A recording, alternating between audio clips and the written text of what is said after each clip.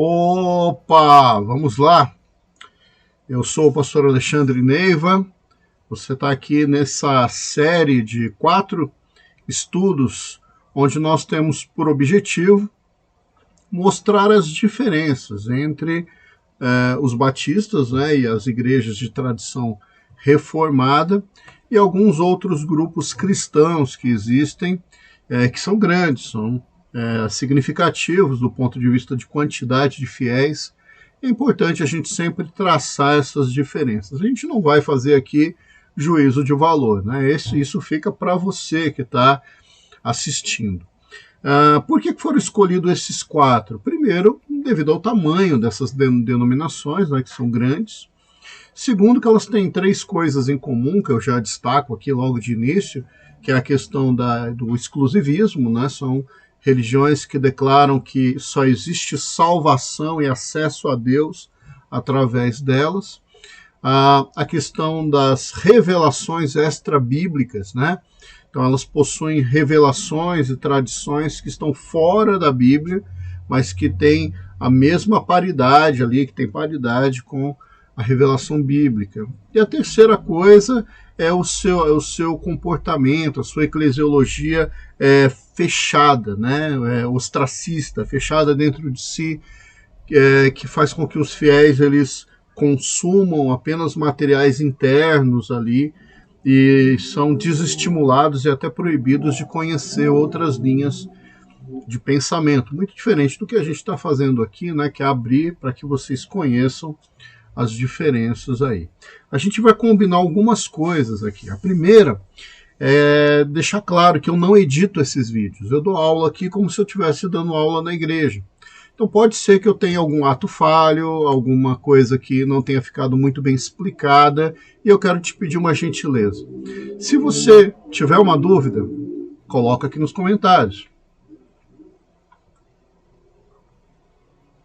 E beba água, né? Coloque aqui nos comentários, porque aí assim eu tenho oportunidade de te responder especificamente a sua dúvida. Outra coisa é que se você não concordar com o que eu falei ou da forma como eu expliquei, também coloca as observações aqui embaixo, a gente cresce e aprende juntos aí, tá bem?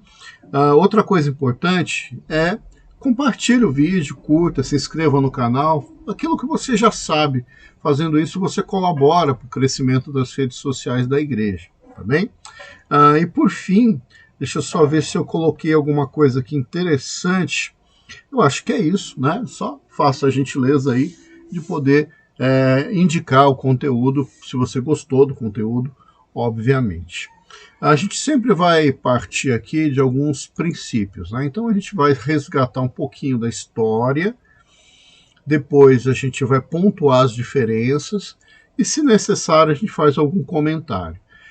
Quando tiver muitas coisas a serem ditas, algumas delas eu vou só pontuar e deixar bem aberto. Se você tiver uma dúvida específica, quiser que a gente aprofunde naquele ponto, é só escrever aí embaixo, a gente vai fazer questão de atender todo mundo, tá bem? Então, um pouquinho da história. A Igreja Católica Apostólica Romana, ela existe aqui no Brasil desde a descoberta do Brasil, né? Então, mais de 500 anos. E no mundo, né, ela chama para si o título da Igreja, que é uma sucessão direta desde Pedro até os tempos atuais. A gente sabe que, do ponto de vista histórico, isso não é bem assim. A igreja que Cristo deixou eram igrejas locais, orientadas pelos apóstolos, que foram se espalhando pela Palestina, pelo norte da África, invadindo o Império Romano. Essas igrejas foram assim até mais ou menos no ano 300. E então elas não tinham uma centralidade, né? Eram igrejas avulsas, igrejas locais, seguindo a doutrina dos apóstolos, tá? O que acontece? A Igreja Católica ela é muito grande, muito grande. No Brasil, no censo de 2010, né, já vai fazer alguns anos, aí já vai fazer 15 anos, no censo de 2010, a gente tinha aí 23% de evangélicos e 64% de católicos, já era um absurdo.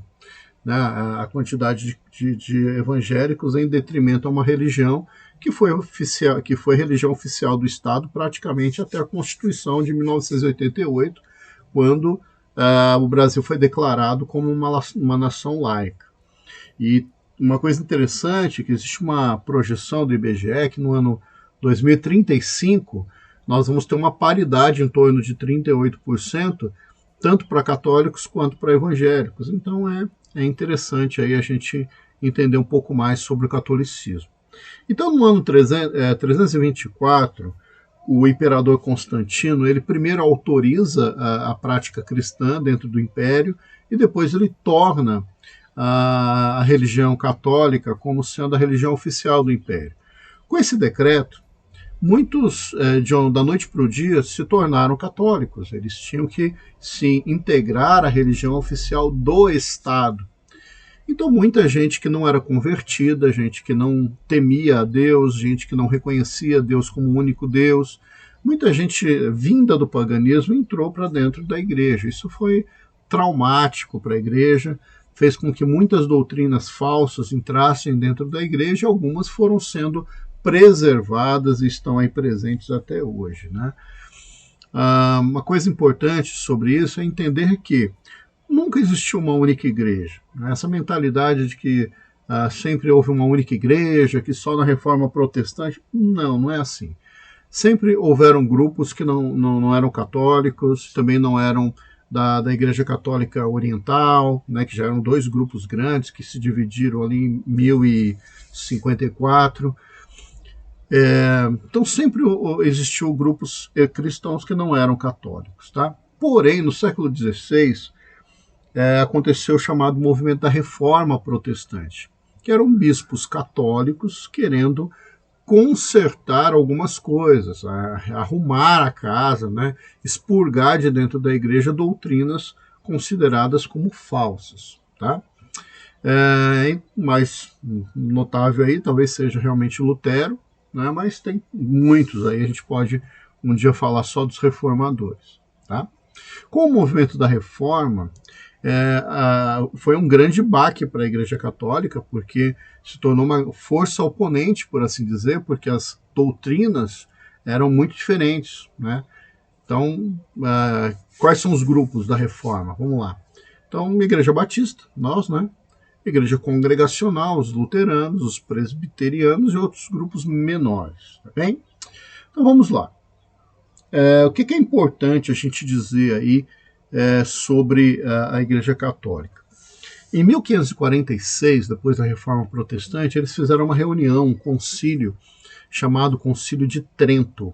E nesse concílio foi lançada a chamada Contra-Reforma, ou seja, respostas da Igreja Católica contra a investida da Reforma Protestante. Então eu separei 5 aqui, e ainda nem estou falando das diferenças, mas só para entender aí como é que é o pensamento católico, né? Nesse concílio, a Igreja Católica condenou a doutrina da justificação pela fé. Isso para nós, reformados, isso é muito forte, porque a gente entende que pela graça nós somos salvos, mediante a fé, né? É a fé que salva, né? Não é as boas obras, não é nenhum sacramento, não é nenhum ritual, não é nenhuma tradição da igreja que salva o perdido. O que salva o perdido é a justificação feita por Cristo através da fé da pessoa. Simples assim. Segundo ponto desse concílio foi a questão da adoção da Vulgata Latina como sendo a Bíblia verdadeira. Então eu até peguei aqui na minha biblioteca para mostrar para vocês. Essa aqui é a Vulgata Latina, tá vendo? É um livro em latim. Esse daqui é publicado, inclusive, pela deu branco aqui, pela nossa casa publicadora aqui de Bíblias, a Sociedade Bíblica do Brasil. Me perdoe, Sociedade Bíblica, pelo branco aqui, tá? O que é a Vulgata, gente? Jerônimo, né, um padre, ele resolve fazer uma tradução dessa Bíblia aqui, ó. Eu não estou segurando ao contrário, ela é uma Bíblia em hebraico, então ela é escrita de trás para frente. Vou deixar bonitinho para vocês verem, não sei se dá para ver por causa dessa luz forte, mas é uma Bíblia escrita de trás para frente, toda em hebraico. Então Jerônimo resolve traduzir essa Bíblia aqui. Só que tem um detalhe, quando ele traduziu a Bíblia, ele traduziu todos os livros que os judeus entendem que foram inspirados por Deus e que sempre o foram, nesses quase 5.000 anos de tradição judaica, só que ele incluiu livros que são os chamados apócrifos e pseudepígrafos, tá? São livros que não estão aqui nesse livro. Jerônimo, ao escrever a Vulgata Latina, ele inclui livros aqui que não eram aceitos pelos judeus. E aí nós temos a chamada Bíblia Católica. Essa aqui é uma Bíblia de estudo católica da Paulus, né, que é de São Paulinas. Então, nessa Bíblia aqui, a gente vai ter alguns salmos a mais, livros a mais, que nós não entendemos como sendo inspirados por Deus, e os judeus também não entendem como sendo inspirados por Deus, tá? Então, aí só para dar um pouquinho de origem da questão da Bíblia. Foram também determinados alguns sacramentos. Então, o celibato sacerdotal, a confissão de pecados ao padre, unção com óleo, casamento, né? A questão da vocação sacerdotal, ela virou um sacramento, e a questão de que o casamento não pode ser dissolvido. Outra coisa interessante é que nesse concílio eles pegaram uma prática que já vinha acontecendo e oficializaram ela como doutrina da igreja, que é o culto aos santos e o culto às relíquias, tá? Então, o culto ao santo esse, santo aquele outro, e também as relíquias, né? É uma lasca da cruz, um manto que Jesus teria usado, esse tipo de coisa. E foi também aí em Trento que se criou uma doutrina totalmente extra-bíblica, ela não tem indícios nenhum na Bíblia, que é a doutrina do purgatório, tá? E junto com o purgatório vem aí a questão das indulgências, né? Que eram situações ali que você comprava, pagava, como missa, compra de títulos e, enfim, declarações, para tirar as pessoas do purgatório. Foi essa, inclusive, o grande estupim da reforma protestante. Como assim eu tenho que pagar dinheiro para ter uma ação espiritual? Bom, enfim. Vamos lá, vamos para as diferenças? Se bem que eu já citei aqui várias diferenças, né? Mas vamos lá, fonte de autoridade. Essa é a principal diferença entre católicos e reformados. Para nós, a Bíblia é a nossa única fonte de autoridade, tá? A gente declara o seguinte, que a Bíblia é a nossa única regra de fé e prática. O que é isso? Fé, eu creio no que nela está revelado. Prática, eu faço o que nela pede para ser feito. E o contrário também é válido. Eu não creio naquilo que não está revelado e eu também não faço aquilo que a Bíblia proíbe. A Igreja Católica, ela soma a Bíblia algumas coisas, né? Duas, aliás, né? Que é a tradição da Igreja, passa a ter validade como revelação de Deus, né? Como Bíblia, e os decretos do Papa, ou dos Papas, né? Então, todos os decretos papais, que são os documentos da Igreja, e a tradição da Igreja passa a ter a mesma validade da Bíblia. Para a gente isso é um absurdo, porque vira uma anomalia. Porque a Bíblia, ela não muda, ela não se contradiz. A Bíblia é a mesma e é perfeita e ela é suficiente. Quando eu passo a acreditar que decretos papais eles são equivalentes à Bíblia, fica complicado, porque vários decretos já foram revogados, várias situações já foram mudadas. Peraí, Deus muda? A revelação de Deus muda? Então aqui a gente já tem uma diferença. A questão também do conceito de igreja, né? Para nós, a igreja ela é uma congregação, ou seja, um ajuntamento, uma koinonia, né? Um ajuntamento local de crentes. Então é comum quando você pergunta para um crente batista ou presbiteriano, e você pergunta o que é a igreja? Ele vai responder, a igreja somos nós. Porque o nosso conceito de igreja é de igreja formada pelos salvos, os chamados e salvos por Cristo. Para nós isso é igreja. Para a Igreja Católica, não. A Igreja Católica ela é exclusivista. Então, o Papa Pio IX, em 1864, ele vai dizer o seguinte: a Igreja Católica Apostólica, eu estou abrindo aspas, tá? Aspas para ele. A Igreja Católica Apostólica Romana é a única e verdadeira religião, né? Então, ela tem esse caráter de que a igreja ela é a porta de entrada para o céu. Vamos lá, a terceira coisa. Os padres, eles são sacerdotes. E aqui não é nesse sentido figurado, não. Eles são, de fato, a doutrina eclesiológica da Igreja Católica diz que o Papa é um sacerdote. Vamos entender isso. O que eram os sacerdotes no Antigo Testamento?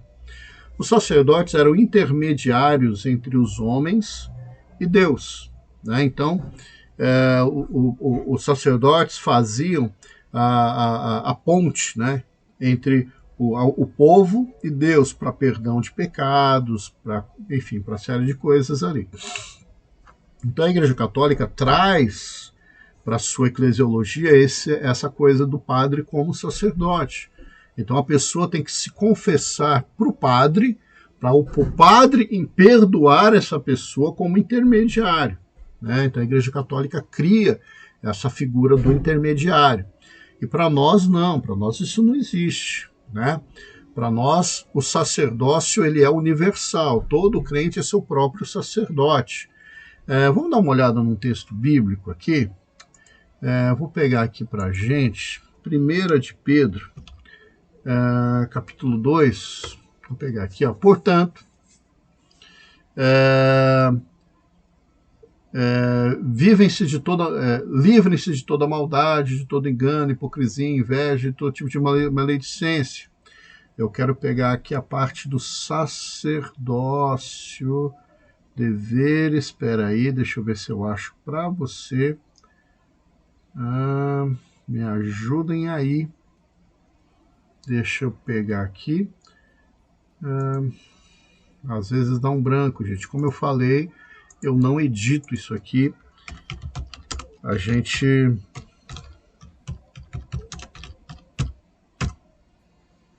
1 Pedro 2,9. Aqui, ó, vamos achar aqui o 2,9.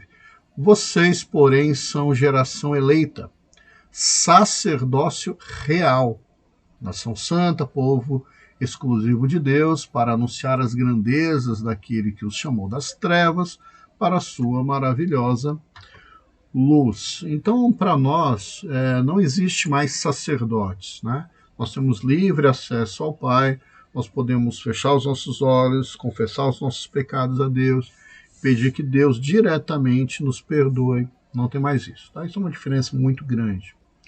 A questão da Eucaristia. A Igreja Católica acredita que a ceia é um momento em que acontece algo espiritual ali em relação aos elementos da ceia. Para um católico, acontece uma coisa chamada transubstanciação dos elementos da ceia. Essa palavra é esquisita, mas você vai entender. E se você é católico ou já foi católico, você vai entender isso com muita tranquilidade. Quando o padre, como sacerdote, ele consagra os elementos ali da Eucaristia, a hóstia e o vinho, para eles o vinho se transforma, daí a palavra, em sangue de Cristo, e a hóstia se transforma no corpo de Cristo, né?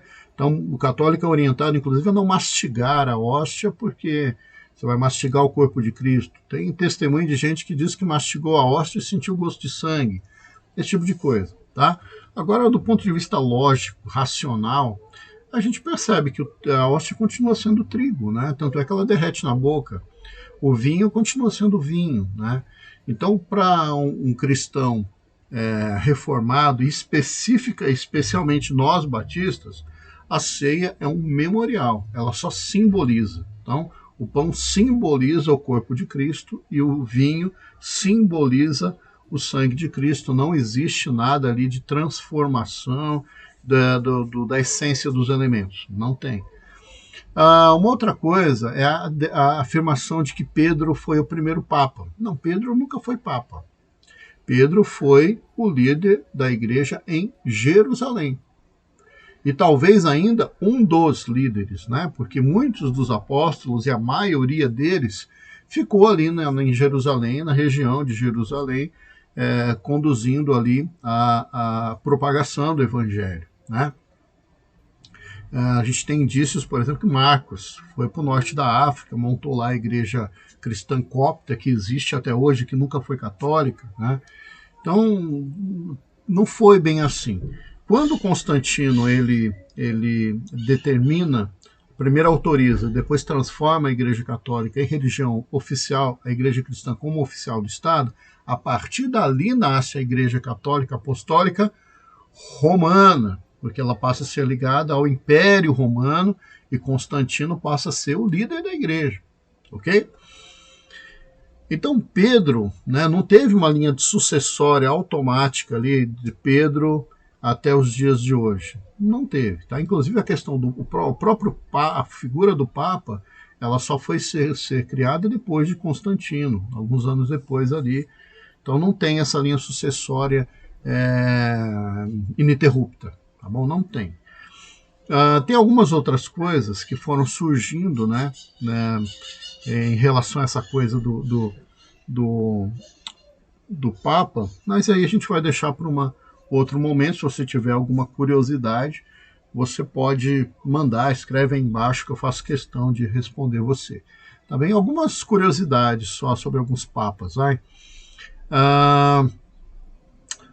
A primeira vez que Maria, né, vamos lá, o Pio IX, né, em 1854, ele cria a doutrina da Imaculada Concepção de Maria, né?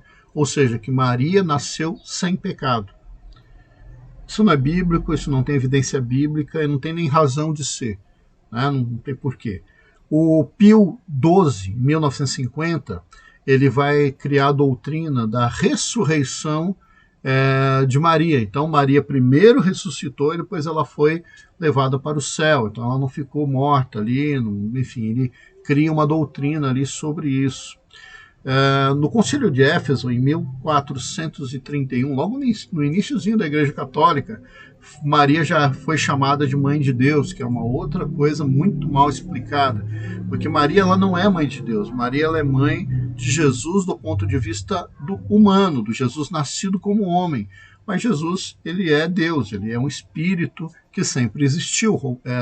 Vamos dar uma olhada em João 1:1. Esse texto vai acompanhar a gente em vários momentos, e não só agora, mas também quando nós formos falar de outras religiões. Olha que interessante. Evangelho conforme escreveu João, capítulo 1, versículo 1.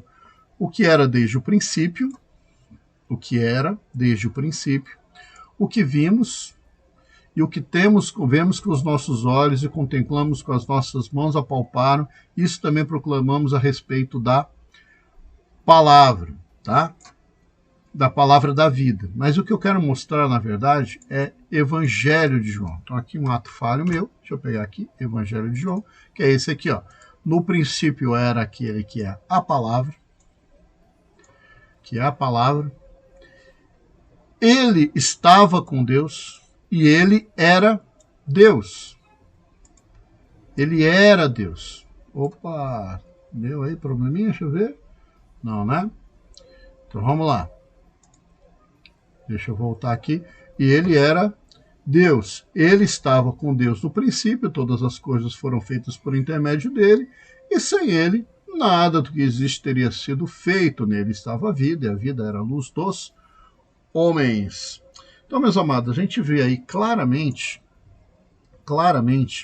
que Jesus, ele sempre existiu, porque Jesus, ele é Deus, né?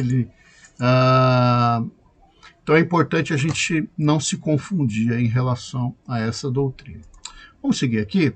A mediação de Maria, né? Maria é colocada como intercessora entre os homens e Deus, né? Então, mais uma coisa aí extra-bíblica, né?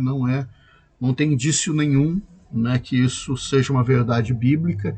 E é por isso que um católico, não adianta você virar para um católico e falar, olha, a Bíblia diz. Não, para ele, a tradição da igreja e o que os papas dizem tem o mesmo valor das escrituras sagradas. Então essa coisa da intermediação de Maria vem daí, vem da tradição da igreja. Não tem nada na Bíblia que diga isso mesmo. Eu posso dizer de uma outra coisa, que é o purgatório. Purgatório é uma doutrina meramente católica, da tradição católica, do pensamento católico. ela não existe na Bíblia, não tem indícios disso na Bíblia, nem em textos diretos, nem em textos indiretos, não existe. O purgatório não existe na Bíblia. O purgatório foi criado pela igreja, acredita-se lá, né, logo no início da igreja, para dizer que existe um estado intermediário, onde quem é católico passa por esse estado intermediário, que sofre igual ao inferno. Tomás de Aquino diz isso, né, que o sofrimento é igual ao do inferno, mas é mais curto, e depois a pessoa vai para o céu. Como se ele passasse por um período ali de aprimoramento, de crescimento espiritual. Quem não é batizado, né, por exemplo, meu caso, eu sou já terceira geração de batista. Eu não fui batizado numa igreja católica. Para um católico, eu não vou para o purgatório, eu vou direto para o inferno. Então é essa coisa. A questão das imagens, né, sendo adoradas, né, a gente sabe que historicamente a igreja católica não fez as imagens com o intuito de gerar adoração das imagens, não era esse o objetivo inicial, era mais didático mesmo. Porém, o povo logo se dobrou a elas e já tem mandamentos desde dos 10 mandamentos, desde o Êxodo, que mostra que o ser humano tem essa tendência de adorar ídolos. Então eles acabaram se prostrando a elas e depois a Igreja Católica oficializa isso como válido, né? Se você conversar com um católico, ele vai dizer que eles não são idólatras, que o que acontece é uma lembrança, é como se você estivesse olhando para uma fotografia. Mas a gente sabe que na prática não é verdade. Na prática você tem os chamados devotos, que são adoradores do santo A, do santo B, do santo C, e assim vai. A questão da justificação dos pecados, né, nós cremos que a justificação vem de Deus, é pela fé somente, e não tem nada que você faça para melhorar ou para piorar isso. Isso vem de Deus, é Deus que nos salva. Na Igreja Católica não, a salvação ela é a soma de algumas coisas. Então a soma da tua fé, mas também do cumprimento dos sacramentos, como o batismo, o casamento, a primeira comunhão, a crisma, a extrema-unção, né? E também a ação de boas obras, né? Fazer boas obras para o próximo, tal. Então você tem uma salvação aí meio que condicionada também ao esforço humano. Nós estamos aqui com um tempinho já são 27 minutos falando da Igreja Católica. Eu acho que eu pontuei a maioria das coisas que eu gostaria de pontuar para vocês. Faltou alguma coisa? Pergunta aí embaixo, que eu acrescento com muito prazer. Falei alguma coisa que você não concorda? Coloca aí embaixo para a gente aprender junto, para a gente crescer junto. Eu não quero ser injusto com os católicos. Pode ser que eu esteja colocando alguma coisa aqui que eles explicam de uma maneira diferente. Pode explicar aí embaixo, a gente faz questão de ler com muita atenção e compreender. Nosso objetivo é mostrar as diferenças, ok? Porque da mesma forma que o católico ele vai olhar para essas diferenças e vai dizer que nós não somos salvos, nós não somos católicos, então não estamos debaixo da igreja que eles consideram como verdadeira, nós, do nosso lado, temos o mesmo direito de analisar as diferenças e fazer o nosso juízo de valor, tá bem? Acompanhe aí, o próximo vídeo vai ser sobre a Igreja Adventista. Segue aí com a gente, vai ser um prazer ter você aqui, beleza? Fica com Deus.